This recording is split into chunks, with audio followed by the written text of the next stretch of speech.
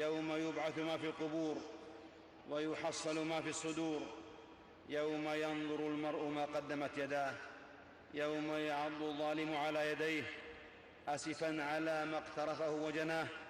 فاتقوا الله رحمكم الله، وبادروا إلى ما يحبه ربكم ويرضاه. يا أيها الذين آمنوا اتقوا الله ولتنظر نفس ما قدمت لغد، واتقوا الله إن الله خبير بما تعملون. الله أكبر وهو أحق من عبد، والله أكبر وهو أحق من ذكر، والله أكبر وهو أحق من شكر. معاشر المسلمين، عيدكم سعيد ويومكم مبارك، وتقبل الله منا ومنكم الصيام والقيام وصالح الأعمال. البسوا الجديد واشكروا العزيز الحميد في فرح لا يشغل وبهجة لا تبطر. هذا يوم العيد، يوم الزينة، يوم عظم الله قدره وأفاض علينا من النعم ما يوجب شكره، فاحمدوا الله على التمام واستقيموا على شرائع الإسلام. كلوا واشربوا وتزينوا وتجملوا، ولباس التقوى ذلك خير. أيام العيد أيام بشر وسرور وفرح وحبور، فاستديموا نعم الله بشكرها. المسلم كما يتصل بربه عبادة وشكرا، يتصل بخلقه محبة وإخاء ولطفا ومودة. يوم فرح وزينة وعبادة. المسلم يؤمن بالله العظيم ويحض على طعام المسكين. ليس مطلوبا أن تذرف الدموع في العيد بكاء على المآسي، ولا أن يعلو الحزن على المحيا اشتغالا بالهموم. ليس العيد لإحياء الأحزان وتذاكر الآلام، فهو يوم الزينة ويوم الإحسان ويوم البهجة والبر ويوم التزاور والتهادي. الله أكبر ما تنزلت الرحمات من الكريم المنان، والله أكبر ما تواصلت الصلوات على سيدنا محمد سيد الثقلين الإنس والجان.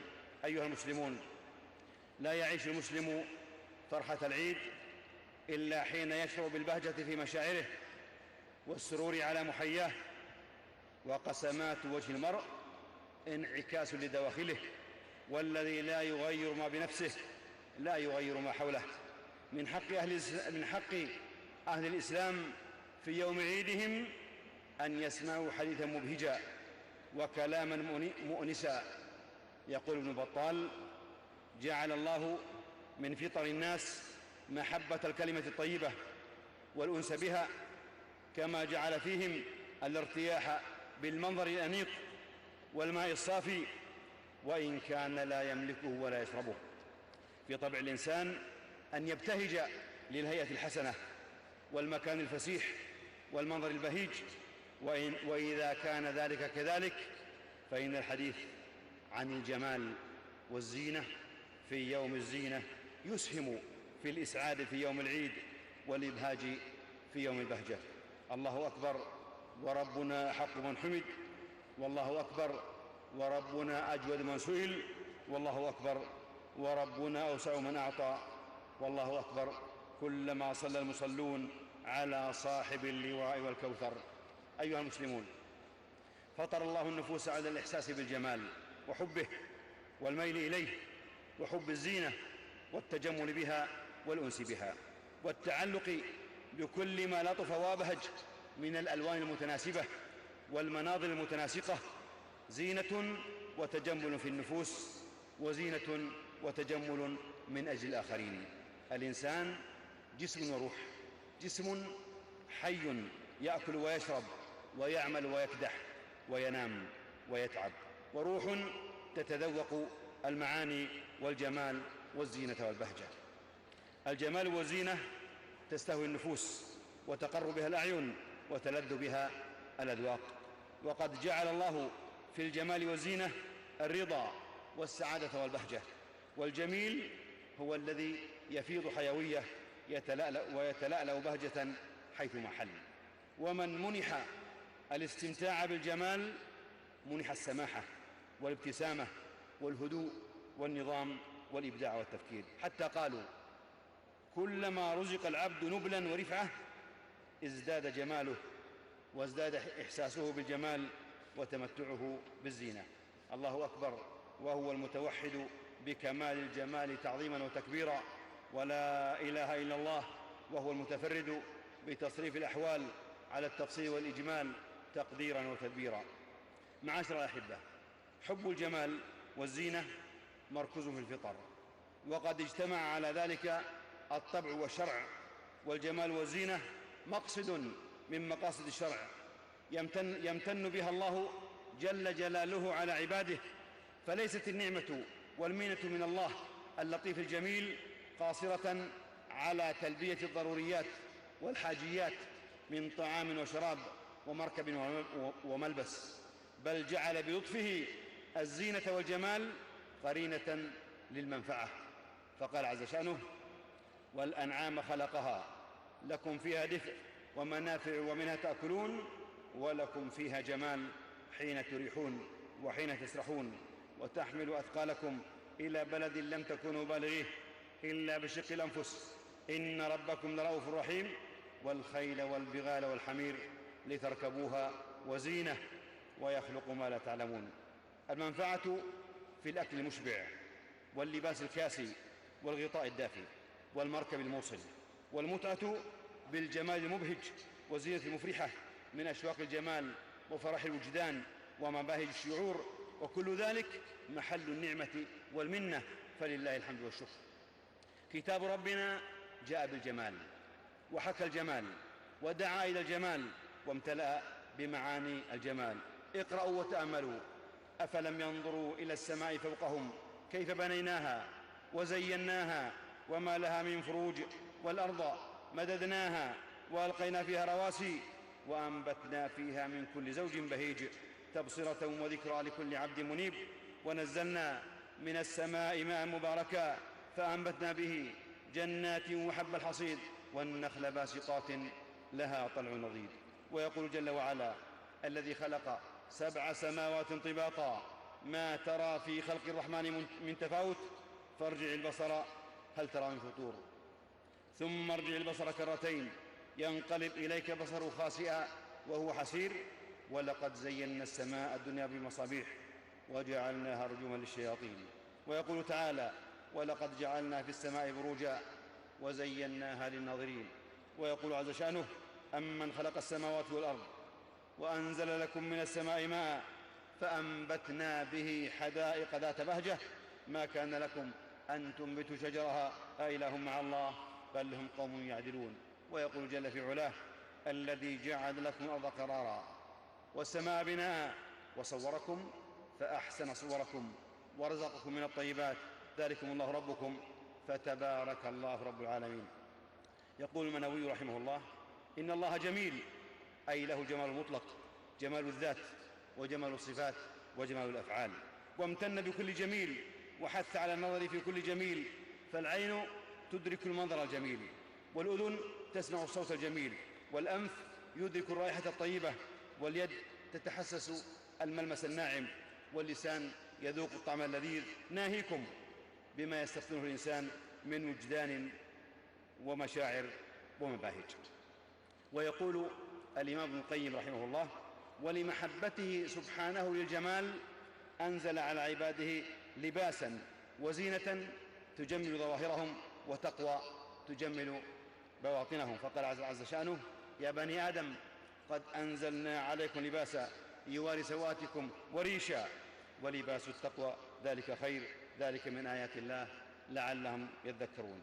وقال في أهل الجنة: فوقاهم الله شر ذلك اليوم ولقاهم نضرة وسرورا وجزاهم بما صبروا جنة وحريرا فجمل وجوههم بالنضرة وبواطنهم بالسرور وأبدانهم بالحرير. وحينما امتن عز شأنه بما أخرج من النبات والثمرات ذات الألوان المختلفات والقنوان الدانيات والزيتون والرمان والأعناب، قال عز شأنه: انظروا إلى ثمره إذا أثمر وينعه. إنه يشمل النظرين: نظر الاعتبار والاستبصار ونظر التمتع بالبهاء والجمال. ومن لطيف ما أدركه علماؤنا وقوفهم عند تقديم الرواح على الاسترواح في قوله عز شأنه حين تريحون وحين تسرحون. يقول الشوكاني رحمه الله: وقدم الإراحة على التسريح لأن منظرها عند الإراحة أجمل، إذ تكون ممتلئة الجسم حافلة الضرع. وفي قوله ويخلق ما لا تعلمون توسيع في النظر والنظرة للتصورات والمدارك لقبول كل جديد في شؤون الحياة والأحياء فيما حله الشرع ورشد مسلكه، في استقبال متفتح لعجائب الخلق والعلم والحياة والمستحسنات وأدوات الجمال ووسائل الزينة وألوان المبهجات، فيما يخلق ما لا تعلمون مما يختلف باختلاف الزمان والأحوال والبيئات. الله أكبر، والعزة لرسوله وللمؤمنين، والله أكبر، والصلاة والسلام على نبينا محمد خاتم النبيين وسيد المرسلين. أيها الإخوة، الجمال هو القدرة على تذوق حلاوة الأشياء وعذوبة الأجسام برهافة الحس وصفاء المنظر ودقة التمييز. والتجمل، يا من تحبون التجمل أيها الإخوة تقبل الله منا ومنكم، التجمل تحسين المظهر بما يمنح الوضاء والحسن في المظهر والمنظر مشاهدة وذوقا. ويقول ابن القيم: إن الله جميل يحب الجمال، يتناول هذا جمال الثياب المسؤول عنه في الحديث، ويدخل فيه بطريق العموم الجمال في كل شيء. الله أكبر، نصر عبده وأعز جنده وهزم الأحزاب وحده. أيها المسلمون، أما اهتمام نبينا محمد صلى الله عليه وآله وسلم بالجمال والزينة قولا وفعلا وتوجيها، فهذا ما امتلأت به سيرته عليه الصلاة والسلام، ودل عليه كتاب الله وسنة المصطفى محمد صلى الله عليه وسلم. فقد أمره ربه في أوائل ما تنزل عليه: وثيابك فطهر، فامتثل لأمر ربه فكان على أكمل الصفات خلقا وخلقا. يقول الحافظ ابن حجر: فهو أي المصطفى صلى الله عليه وسلم فهو كل الكمال وجل الجلال وجملة الجمال عليه أفضل الصلاة والسلام. وتأملوا في وصف الصحابة رضوان الله عليهم للجمال المحمدي والبهاء النبوي والحسن المصطفوي. يقول هند بن أبي هالة: كان رسول الله صلى الله عليه وسلم فخما مفخما يتلألأ وجهه تلألؤ القمر ليلة البدر. ويقول جابر بن سمرة رضي الله عنه: رأيت رسول الله صلى الله عليه وسلم في ليلة أضحيان فجعلت أنظر إلى رسول الله صلى الله عليه وسلم وإلى القمر وعليه حلة حمراء فإذا هو عندي أحسن من القمر. رواه الترمذي. وقال أنس رضي الله عنه: ما شممت عنبرا قط ولا مسكا ولا شيئا أطيب من ريح رسول الله صلى الله عليه وسلم، ولا مسست شيئا قط ديباجا ولا حريرا ألين مسا من رسول الله صلى الله عليه وآله وسلم. رواه مسلم. ويقول أيضا: كان رسول الله صلى الله عليه وسلم يكثر دهن رأسه وتسريح لحيته. وروى مكحول عن عائشة رضي الله عنها قالت: كان نفر من أصحاب رسول الله صلى الله عليه وسلم ينتظرون على الباب، فخرج يريدهم، وفي الدار كوة فيها ماء، فجعل ينظر في الماء ويسوي لحيته وشعره. فقلت: يا رسول الله، وأنت تفعل هذا؟ قال: نعم، إذا خرج الرجل إلى إخوانه فليهيئ نفسه فإن الله جميل يحب الجمال. رواه الخطيب البغدادي في الجامع، والخرائط في أعمال القلوب، والقرطبي في تفسيره. وإذا سمع هذا بعض من لا فقه عنده قال: نحن مشغولون بهموم الأمة، وهل هو أكثر شغلا وهما من رسول الله صلى الله عليه وسلم؟ بل كان عليه الصلاة والسلام يحث أصحابه ويتعهدهم بتوجيهاته ونصحه على أخذ الزينة حتى يكونوا شامة في الناس. أخرج أحمد عن سهل بن حنظلية رضي الله عنه قال: كنا مع رسول الله صلى الله عليه وسلم فقال: إنكم قادمون على إخوانكم فأصلحوا رحالكم وأصلحوا لباسكم حتى تكونوا في الناس كأنكم شامة. فإن الله لا يحب الفحش ولا التفحش. وكان يتأذى من إهمال حسن المنظر والزينة. دخل عليه رجل ثائر الرأس واللحية، فأشار إليه رسول الله صلى الله عليه وسلم بيده أن يخرج، كأنه يعني إصلاح شعره، ففعل الرجل ثم رجع. فقال رسول الله صلى الله عليه وسلم: أليس هذا خيرا من أن يأتي أحدكم ثائر الرأس كأنه شيطان؟ رواه ابن حبان. ورأى رجلا شعثا قد تفرق شعره فقال: أما كان هذا يجد ما يسكل به شعره؟ رواه أبو داود. ورأى النبي صلى الله عليه وسلم أبا الأحوص الجشمي وعليه أطمار، يعني ثيابا بالية، فقال: هل لك مال؟ قلت: نعم. قال: من أي المال؟ قلت: من كل ما آتى الله من الإبل والشاء. قال: فلترى نعمته وكرامته عليك. رواه أحمد. وفي الحديث الصحيح عند أحمد ومسلم عن عبد الله بن مسعود رضي الله عنه قال: قال رسول الله صلى الله عليه وسلم: لا يدخل النار من كان في قلبه مثقال حبة من إيمان، ولا يدخل الجنة من كان في قلبه ذرة من كبر. فقال رجل: يا رسول الله، إنه يعجبني أن يكون ثوبي غسيلا ورأسي دهينا وشراك نعلي جديدة، وذكر أشياء حتى ذكر علاقة الصوت، فمن الكبر هذا يا رسول الله؟ قال: لا، ذاك الجمال، إن الله عز وجل جميل يحب الجمال، ولكن الكبر من سفه الحق وازدرى الناس.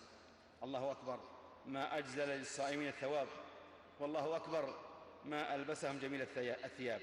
أيها الإخوة، وقد امتثل الصحابة رضوان الله عليهم ثم السلف الصالح من بعدهم نهج نبيهم عليه الصلاة والسلام وتوجيهاته وحسن التأسي به. فهذا عمر رضي الله عنه يقول: مروءة الرجل نقاء ثوبه. وكان ابن مسعود يعجبه إذا قام إلى الصلاة الريح الطيبة والثياب النقية. وحينما ذهب ابن عباس رضي الله عنه لمجادلة الخوارج لبس أحسن ما يكون من حلل اليمن وأتاهم، فقالوا: مرحبا بك يا ابن عباس، ما هذه الحلة؟ قال: ما تعيبون علي؟ لقد رأيت على رسول الله صلى الله عليه وسلم أحسن ما يكون من الحلل. وقال الميموني من أصحاب الإمام أحمد: ما رأيت أحدا أنظف ثوبا ولا أشد تعاهد لنفسه في شاربه وشعر رأسه وشعر بدنه، ولا أنقى ثوبا وأشد بياضا من أحمد بن حنبل. وقالت الأدباء: المروءة الظاهرة في الثياب الطاهرة. وقال في الغنية: ويستحب أن لا يخلي نفسه حضرا وسفرا من 7 أشياء بعد تقوى الله والثقة به: التنظف والتزين والمكحلة والمشط والسواك والمقص والمدراه وقارورة الدهن. ويقول أبو العالية: كان المسلمون إذا تزاوروا تجملوا، بل قال علماؤنا: ليس من الذوق واللباقة مخالطة الناس بثياب المهنة لما يعلق بها في الغالب من الدرن والروائح.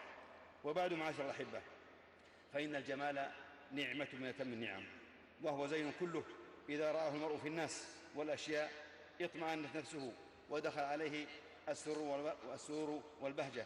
ولا يرى الجمال إلا الجميل، فكن جميلا ترى الوجود كله جميلا، كن جميلا ترى أنسام الجمال تهب رقراقة حيث تشاء، شهدا في عروقك وأنفاسك، وعذوبة في لسانك ومنطقك، وطيبا في أنفك وذوقك.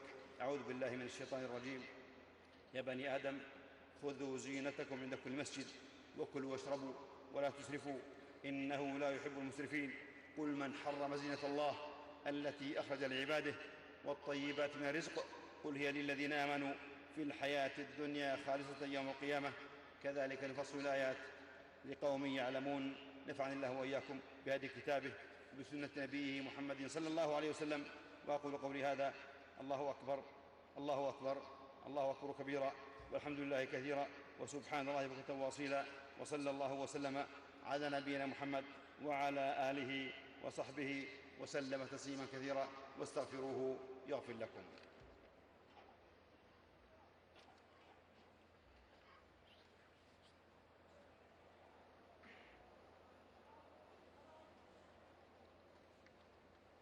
الحمد لله، والله أكبر ذو القدرة القاهرة، وسبحان الله وبحمده، له الحجج البالغة والآيات الباهرة، والحمد لله والشكر له على آلائه الباطنة والظاهرة، ونعمه الوافرة المتوافرة. لا إله إلا هو يرث الأرض ومن عليها، ويعيد الخلائق منها وإليها، ويجازيها بما لها وما عليها. أحمده سبحانه وأشكره وأسبحه وأكبره، ليس لفضله حد ولا لإحسانه منتهى. وأشهد أن لا إله إلا الله وحده لا شريك له، له الحمد في الآخرة والأولى. وأشهد أن سيدنا ونبينا محمدًا عبد الله ورسوله، الحبيب المصطفى والخليل المجتبى، المبعوث بالرحمة والهدى، صلى الله وسلم وبارك عليه وعلى آله السادة الطيبين الشرفاء، وأصحابه الغر الميامين الحنفاء، والتابعين ومن تبعهم بإحسان، وعلى هديهم سار، وعلى طريقهم اقتفى، وسلم تسليما كثيرا. الله أكبر، الله أكبر، لا إله إلا الله، والله أكبر، والله أكبر. وهو العظيم وجوده، الكثير موجوده، المتعالي بعظمته ومجده، نزل الفرقان على عبده ليكون للعالمين نذيرا. أما بعد، فالإسلام غرس حب الجمال وإدراك الزينة في أعماق المسلم، فيشاهد الجمال ويستمتع بمباهج الزينة مبثوثة في الكون كله، تتجلى في صنع الله الذي أتقن كل شيء، وفي خلقه الذي أحسن كل شيء خلقه. ما ترى في خلق الرحمن تفاوت، والذي خلقكم فأحسن صوركم وجعلكم في أحسن تقويم.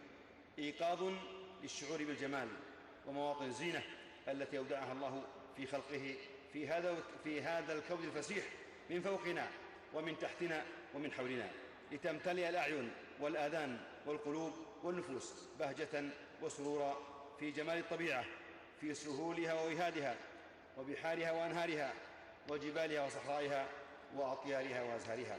أبدع الخالق خلقها وأتقن صنعها، فخلبت الألباب وأثارت الفكر والتأمل، وفتحت الأبواب نحو الإيمان واليقين والتوحيد وحسن التعبد. معاشر المسلمين، ومع هذا كله ووضوحه وجلائه، إلا أن الجمال في الإسلام لا يرتبط بالمظاهر الحسية وحدها، ولكنه مرتب ومنظم ومرشد. فالمرأة الجميلة لا يجوز أن تكون أداة لإثارة الشهوات المحرمة وارتكاب الرذائل، فضلاً عن أن تكون أداة لتسويق البضائع وترويج السلع. وليس الجمال في جر الرجال للإزار وإسبال الثياب كبراً ورياء، ولا بتخلي المؤمنات عن الحشمة والعفة والحياء. نعم، المحمود منه ما أعان على طاعة الله، كما كان صلى الله عليه وسلم يتجمل الوفود. والمذموم ما كان للدنيا والفخر والخيلاء والتوسل إلى الشهوة المحرمة، أو أن يكون غاية العبد وأقصى مطلبه وهمته. المطلوب أن يجمل العبد قلبه بالإخلاص لله ومحبته والتوكل عليه والإنابة إليه، ولسانه بالصدق وحسن المنطق وعذبة اللفظ، والجوارح بالطاعة والعمل النافع، وبدنه بإظهار نعم الله عليه في لباسه وتطهيره من الأنجاس والأوساخ والمستخدرات. إنه الجمال في مجالاته الحقة، والزينة في ميادينها النقية، وليس إلا أهل الفضل والصلاح ليكونوا رموز الجمال ونماذج الزينة والبهجة. بهم يقتدي أهل الهمم في التوجه نحو العزائم والأذواق الرفيعة ودقائق المعروف والتعامل الكريم، وأخلاقه العلية في كرم وحلم وطهارة لسان وكف ندي. الله أكبر، الله أكبر، لا إله إلا الله، الله أكبر، لا إله إلا الله، والله أكبر، الله أكبر ولله الحمد. الله أكبر كبيرا، والحمد لله كثيرا، وسبحان الله كثيرا. وصلى الله وسلم على سيدنا محمد وعلى آله وصحبه وسلم تسليما كثيرا. ألا فاتقوا الله رحمكم الله، واهنأوا بعيدكم، وأصلحوا ذات بينكم، والبسوا وتجملوا، وكلوا واشربوا ولا تسرفوا، وأطيعوا الله ورسوله إن كنتم مؤمنين. فالعيد فرحة وبهجة، فمن أحب أن يسامحه الناس فليسامحهم، ومن أحب أن يقبله الناس فليتجمل لهم، ومن زاد حبه لنفسه ازداد كره الناس له. والألفة دليل حسن الخلق، والنفرة علامة سوء الخلق.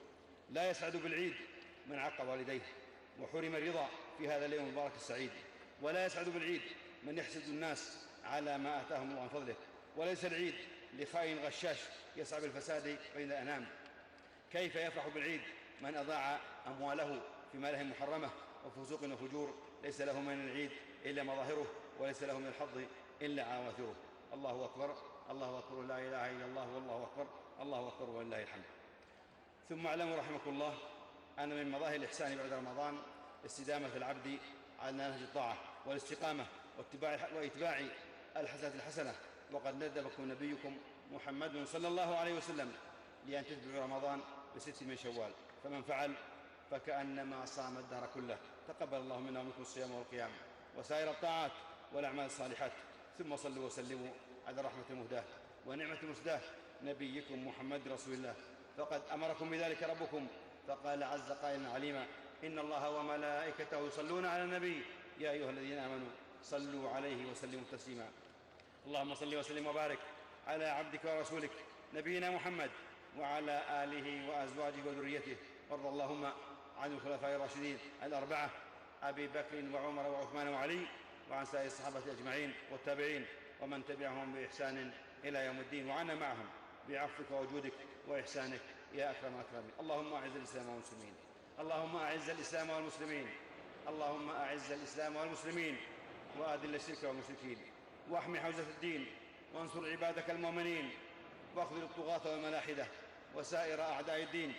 اللهم انصر دينك وكتابك وسنة نبيك محمد صلى الله عليه وسلم وعبادك الصالحين.